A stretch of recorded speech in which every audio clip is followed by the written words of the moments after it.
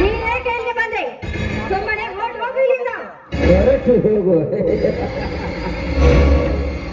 ಏಕೆ ಏಕೆ ಭಯ ಪಡ್ಕೊಳ್ತಾ ಇದೀಯಾ? ನಿನ್ನ ಜೊತೆ ನಾನಿದ್ದೀನಿ, ಚಲದಂಕ ಮಲ್ಲ ಇದ್ದಾನೆ, ಭಯ ಪಡುವ ಅವಶ್ಯಕತೆ ಇಲ್ಲ. ಈ ಮನೆಯಲ್ಲಿ ಯಾರು ಇಲ್ಲ. ನನ್ನ ಮಾವ ಏನಾದ್ರೂ ಬಂದ್ರೆ ರಣರಂಗವೇ ಆಗಿ ಹೋಗೋದು. ಹೊರಟೋಗು ಇಲ್ಲಿಂದ. ರಣರಂಗಕ್ಕೆ ಸಿದ್ಧರಾಗಿ ಬಂದಿರುವಾಗ ನಿನ್ನನ್ನು ಬಿಟ್ಟು ಹಾಗೆ ಹೋಗೋದೇ ಖಂಡಿತ ಸಾಧ್ಯವಿಲ್ಲ. ಹಿಂದುಗಡೆ ನಿನ್ನಗೆ ಏನ್ ಹೇಳಿದೆ? ನೀನು ಪಾತಾಳದಲ್ಲಿ ಅಡಗಿಕೊಂಡರು ನಿನ್ನನ್ನು ಕುಚ್ಚಿ ಕುಚ್ಚಿ ತಿನ್ನುತ್ತೇನಂತ ಹೇಳ್ತೀನಿಲ್ಲ, ನೆನಪು ಮಾಡಿಕೋ. ಹೊಚ್ಚ ಬಾಯ್ನ, ಇನ್ನಂತ ಕಾಮುಕನಿಗೆ ನನ್ನ ಶೀಲ ಅರ್ಪಿಸ್ತೀನ? ಅದೆಂದು ಸಾಧ್ಯವಿಲ್ಲ. ನೋಡು, ಈ ನಿನ್ನ ಬಿಸಿ ರಕ್ತ ಕುಡಿಯುವ ಹೆಣ್ಣು ಹುಲಿ ಕಣ ಇವಳು. ಹೆಣ್ಣು ಹುಲಿ ಎಂದು ಬಂದವರನ್ನು ನಿನ್ನಂತ ಹುಲಿಯನ್ನೇ ಮಣ್ಣಲ್ಲಿ ಮುಚ್ಚಿಬಿಟ್ಟಿದ್ದೇನೆ. ಅಂತಾದ್ರಲ್ಲಿ ನೀನು ಯಾವ ಸೀಮೆ ಹುಲಿಕನೆ? ಬಾರೇ ಬಾ. ನಿನಗೆ ಮೈ ಒಪ್ಪಿಸಿ ಮತ್ತೊಬ್ಬರಿಗೆ ತಾಯಿ ಕಟ್ಟಿಸ್ಕೊ ಅಂತ ಹೇಳ್ತಾ ಇದ್ಯಾ? ನಿನ್ನ ತಂದೆ ಕೂಡ ನಿನ್ನ ತಾಯಿಗೆ ಇದೇ ರೀತಿ ಮಾಡಿರ್ಬೋದು. ಈ ರೀತಿ ಹೊಲಸು ಮಾತನಾಡ್ತಾ ಇದೀಯಾ?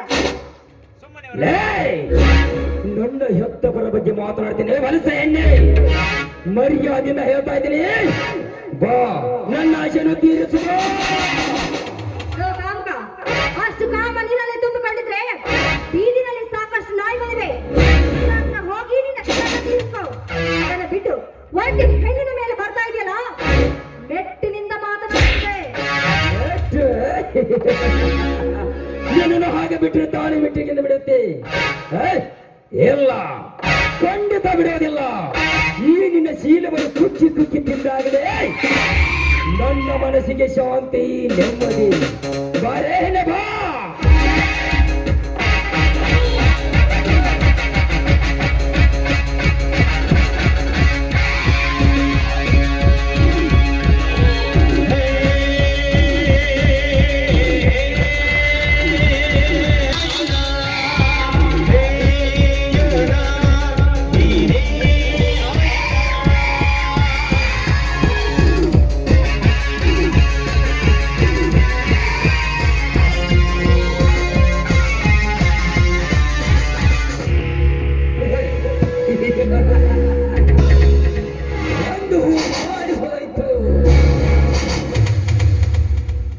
ಹಿಂದೆ ಹೇಳಿದ ಹಾಗೆ ನನ್ನ ಆಶೆಯನ್ನು ತೀರಿಸಿಕೊಂಡಾಯ್ತು.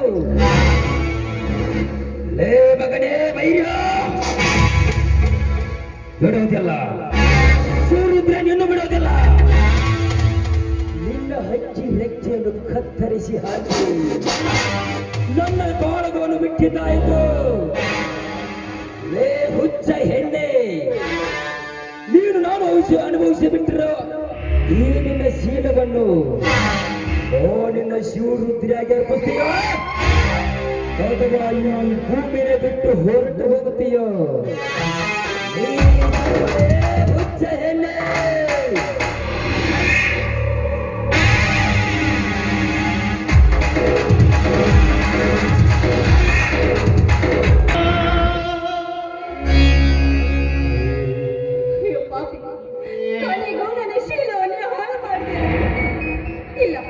ನೀನು ಮನುಷ್ಯನಲ್ಲ, ನನ್ನ ಮುಖವನ್ನು ನನ್ನ ಮಾವನಿಗೆ ಹೇಗೆ ತೋರಿಸಲಿ? ನಾನು ಅವನನ್ನು ಮದುವೆ ಆಗ್ಬೇಕೆ? ಇಲ್ಲ, ನಾನು ಅವನನ್ನು ಮದುವೆ ಆಗ್ಬಾರ್ದು. ನನ್ನಪ್ಪ, ನನ್ನ ಅತ್ತೆ ನನ್ನ ಮಾವನೊಂದಿಗೆ ಮದುವೆ ಮಾಡ್ಬೇಕೆಂದು 108 ಕನಸು ಕಾಣ್ತಾ ಇದ್ರು. ಆ ಕನಸೆಲ್ಲ ಇವತ್ತು ನುಚ್ಚು ನೂರಾಯಿತು.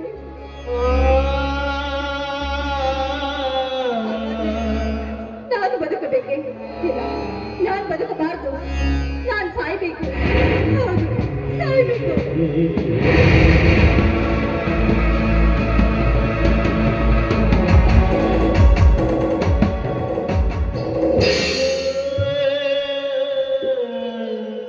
ಈ ನಾಯಿ ಹುಟ್ಟಿದ ಮಡಿಕೆಯನ್ನು ನನ್ನ ಮಾವನಿಗೆ ನಾನು ಒಪ್ಪಿಸಬಾರದು. ಎಲ್ಲ ನಡೆದ ಘಟನೆ ನಾನು ಚೀಟಿಯಲ್ಲಿ ಬರೆದಿಟ್ಟಿದ್ದೇನೆ. ಅದನ್ನು ನನ್ನ ಮಾವ ನೋಡಿದ್ರೆ ಅವನಿಗೆ ಕೈ ಕೊಡ್ತಾನೆ ಅನ್ನೋ ನಂಬಿಕೆ ನನಗಿದೆ. ಅಪ್ಪ ಅತ್ತೆ ದಯವಿಟ್ಟು ನನ್ನ ಕ್ಷಮಿಸಿ.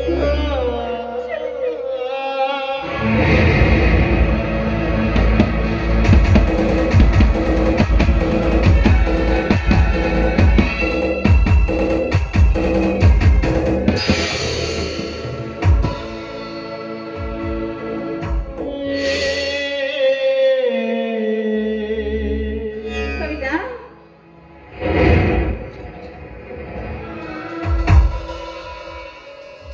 ಏನಮ್ಮ ಏನಾಯ್ತು ಕವಿತಾ? ಯಾಕೆ ಈ ರೀತಿ ಮಾಡ್ತಿದ್ಯಾ? ಏನಾಯ್ತಮ್ಮ? ಅದೇ ದಯವಿಟ್ಟು ನನ್ನನ್ನು ಕ್ಷಮಿಸಿ. ಏನಾಯ್ತಮ್ಮ? ಏನಾಯ್ತು ನಿನಗೆ?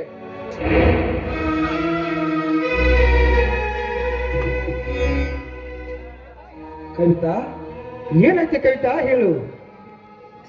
ಏನಪ್ಪ? ಏನಾದ್ರು ಹೇಳಮ್ಮ, ಹೇಳು ಏನಾಯ್ತು? ಇಲ್ಲ ರುದ್ರ, ನಾನು ದೇವಸ್ಥಾನ ನಿಂತಾನೆ ಬಂದೆ. ಬಂದು ಕೂಡ ನೋಡ್ತಾ ಇದ್ದೀನಿ ಇವಳು ಇದೇ ರೀತಿ ಆಡ್ತಾ ಇದ್ದಾಳೆ. ಏನಾಗಿದೆ ಅಂತ ಗೊತ್ತಾಗ್ತಾ ಇಲ್ವಲ್ಲ. ಕವಿತಾ ಏನಾಯ್ತು? ಅಕ್ಕ ಏನೇ ಆಗ್ಲಿ ಮೊದಲು ಆಸ್ಪತ್ರೆ ಕರ್ಕೊಂಡು ಹೋಗ್ಬಿಟ್ಟೆ. ನೀವು ನನ್ನನ್ನು ಆಸ್ಪತ್ರೆಗೆ ಕರ್ಕೊಂಡು ಹೋದ್ರು ನಾನು ಮಾತ್ರ ಬದುಕುಳಿಯುವುದಿಲ್ಲ. ಏನಾಯ್ತಮ್ಮ? ಹೇಳಮ್ಮ ಕವಿತಾ ಏನಾಯ್ತು ಹೇಳು. ನಿನಗೆ ಏಕೆ ಈ ರೀತಿ ನನಗೆ ಮಾಡ್ತಾ ಇದೆಯಾ? ಏಕೆ ನನ್ನ ಚುಚ್ಚಿಕೊಳ್ತಾ ಇದೆ ಕವಿತಾ ಹೇಳು. ಮಾವ, ಏನಂತ ಹೇಳ್ಬೇಕು? ಯಾವ ಬಾಯಿಂದ ಹೇಳ್ಬೇಕು? ಹಾಗನ್ಬೇಡ ಕವಿತಾ, ಏನ್ ನಡೀತು ಅಂತ ಹೇಳಮ್ಮ, ಧೈರ್ಯವಾಗಿ ಹೇಳ್ತಾಯಿ. ಅತ್ತೆ, ಒಬ್ಬ ಪಾಪಿ ಬಂದು ನನ್ನ ಶೀಲವೇ ಹಾಳು ಮಾಡಿದ. ವಿಷವನ್ನೇ ಸೇರಿಸಿರುವೆ. ಏನು ನಿನ್ನ ಶೀಲ ಹರಣ ಮಾಡಿದ? ಹೇಳು ಯಾರೊಂದು ಪಾಪಿ ನಡಬಗ. ಮಾವ, ಅವನು ಅವನು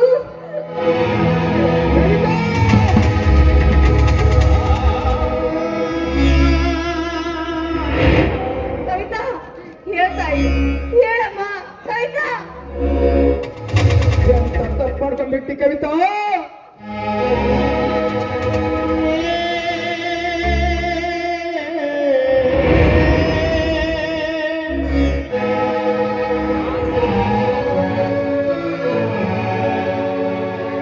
ಇದು ಒಂದು ವಿಧಿಲೀಲೆ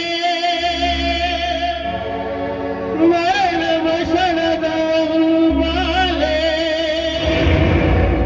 ಜಗವೊಂದು ಧರ್ಮಶಾಲೆ ಇದು ಸ್ಥಿರವಲ್ಲದ ನೆಲೆ ಇದು ಒಂದು